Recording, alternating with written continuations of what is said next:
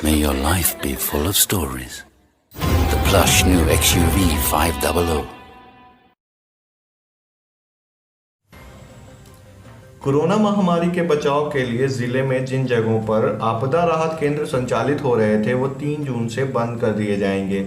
इसके साथ ही 16 जून से प्रखंड में संचालित हो रहे क्वारंटाइन सेंटर भी बंद हो जाएंगे। वहीं श्रमिक स्पेशल ट्रेन से जो यात्री आए हैं उन्हें प्रखंड क्वारंटाइन सेंटर में रखा जाएगा, लेकिन 15 जून के बाद क्वारंटाइन सेंटर बंद हो जाएगा। ये जानकारी गया जिला अधिकारी समाहरणालय सभा कक्ष में प्रेस वार्ता कर दी। अनलॉक 1 को लेकर जारी दिशा निर्देश की जानकारी दी। 16 जून के बाद क्वारंटाइन सेंटर बनाए गए सभी सरकारी विद्यालय को अच्छी तरह से सफाई की जाएगी। सभी बस चालकों व मालिकों को निर्देश दिया गया है कि सभी बस में नोटिस लगाएंगे कि एक सीट पर एक ही सवारी बैठेगा। सभी सवारी मास्क का उपयोग करेंगे। धार्मिक स्थलों, मंदिर, मठ खोलने के बारे में कहा कि 8 जून के बाद ही ये खोले जा सकेंगे। शादी के लिए अनुमति नहीं लेनी होगी, सिर्फ थाने में सूचना देना है। शादी समारोह में 50 लोग व दाह संस्कार में 20 लोग ही भाग ले सकेंगे। इस दौरान शारीरिक दूरी का पालन करना होगा। रात 9 बजे से सुबह 5 बजे तक कर्फ्यू होगा, जिसका सख्ती से पालन करना होगा। ऐसा बाजारों में नहीं, देखिए ये चीज़ हम लोग भी ऑब्जर्व कर रहे हैं और इसके लिए जो है एक संयुक्त आदेश भी हम लोग के स्तर से लेकर किया जा रहा है, जिसमें सभी ब्लॉक स्तर पर एक पेट्रोलिंग और शहरी क्षेत्रों में गया नगर निगम क्षेत्र में अलग से पेट्रोलिंग निकाली जा रही है, जो इस चीज़ का अनुपालन कराएंगे और जो लोग अनुपालन नहीं करते हैं उनके विरुद्ध जो भी विधिसम्मत कार्रवाई है वो की जाएगी। लेकिन इसमें जो सबसे बड़ी अपेक्षा हमारी सामान्य जनता से है कि 2 बेसिक जो प्रिंसिपल्स हैं इसमें, अभी कोरोना का संक्रमण और नहीं फैले, उसमें एक जो है सभी को मास्क का इस्तेमाल करना और साथ ही साथ 2 गज की दूरी बना के रखना। ये 2 बहुत बेसिक चीज़ है और इसमें बिना सामान्य जनता के समर्थन के ये चीज़ें संभव नहीं हो पाएंगी, केवल प्रशासनिक स्तर पर या प्रशासनिक कार्रवाई के उस पर। इसलिए हमारा आपके माध्यम से सभी लोगों से अनुरोध है कि ऐसे सभी जो दुकानदार हैं, जो सार्वजनिक परिवहन में ड्राइवर्स हैं, वो सभी लोग ऐसे लोगों को अवॉइड करें जो बिना मास्क के आ रहे हैं घर से बाहर। उनसे जो है किसी प्रकार का उनको सामान नहीं दें या उनको अपने गाड़ी में बैठने नहीं दें, क्योंकि ये उनके लिए और साथ ही साथ उनके जो दूसरे कस्टमर्स हैं उनके लिए भी संकट पैदा करेगा। तो इसमें हम सभी लोगों को जो है समाज की पूरी भागीदारी चाहिए। मेरा सुझाव ये जो प्रेस कॉन्फ्रेंस हम लोगों ने अनलॉक 1.0 के जो दिशा निर्देश दिए गए हैं उसके आलोक में रखा है और इसमें अब ये सुनिश्चित किया गया है कि कंटेनमेंट जोन छोड़कर सभी तरह की जो पाबंदियां थी, चाहे वो दुकान की ओपनिंग के बारे में या लोगों के मूवमेंट के बारे में या व्हीकल्स के मूवमेंट के बारे में, उसको शिथिल किया जा चुका है। जो अभी भी पाबंदियां रहेंगी उसमें से जो धार्मिक स्थल हैं वो 8 जून के बाद ही खुल सकेंगे।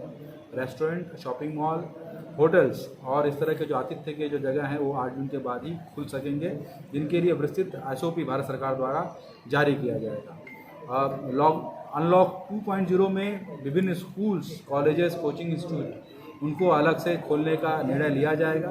एंड अनलॉक 3 में जो अन्य हमारे जो विभिन्न कार्यकलाप होते हैं, गतिविधियां होती हैं, उसके बारे में निर्णय लिया जाएगा। इमीडिएटली जो हम लोगों ने शुरू किया है पब्लिक ट्रांसपोर्ट, ये शुरू हो चुके हैं। ऑटो रिक्शा, ई रिक्शा शुरू हो चुके हैं और साथ में ही जो लोग अपने प्राइवेट गाड़ियों से inter district, inter state movement उनका अभी अलाउड है, अनलेस कि वो पर्टिकुलर स्टेट में कोई पाबंदियां वहाँ पर अपने स्तर से लगाई गई हैं। हालांकि हम लोग सबसे अनुरोध करेंगे सभी लोगों से, क्योंकि कोरोना का संक्रमण लॉकडाउन ख़त्म होने से ही ख़त्म नहीं होता है। एक समय था जिसमें हम लोगों को विभिन्न तैयारियाँ करनी थी, वो अब ऑलमोस्ट हो चुकी हैं और इसको डिले किया गया है। इसलिए जो लोग जब भी बाहर निकलें मास्क का प्रयोग करें, सोशल डिस्टेंसिंग का अनुपालन करें और यह सुनिश्चित करें कि उनके घर में जो 65 वर्ष से उम्र से ज़्यादा के लोग हैं या 10 वर्ष से कम के बच्चे हैं, जहाँ तक आवश्यक हो वो लोग ना निकलें।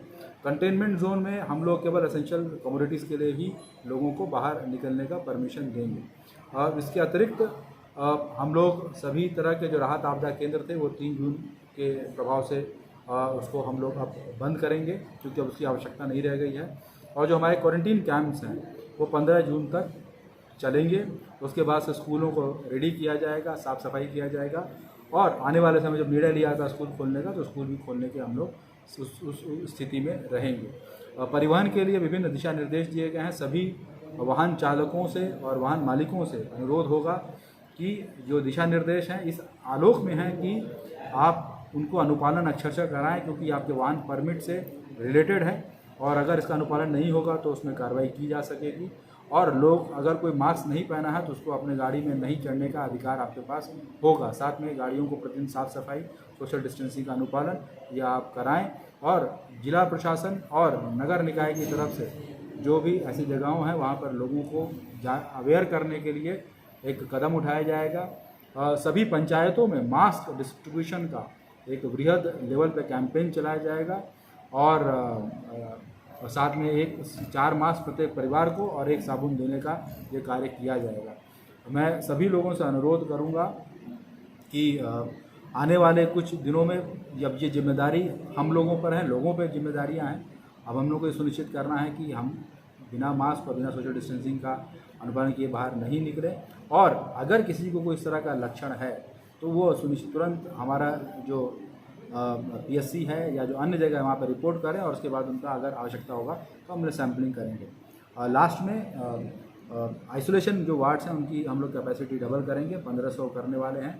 और ऐसे सभी केसेस जहाँ पर टेस्टिंग की जाती है या जो सिम्टोमेटिक हैं या फिर जो पॉजिटिव हैं उनको हम लोग आइसोलेशन वार्ड में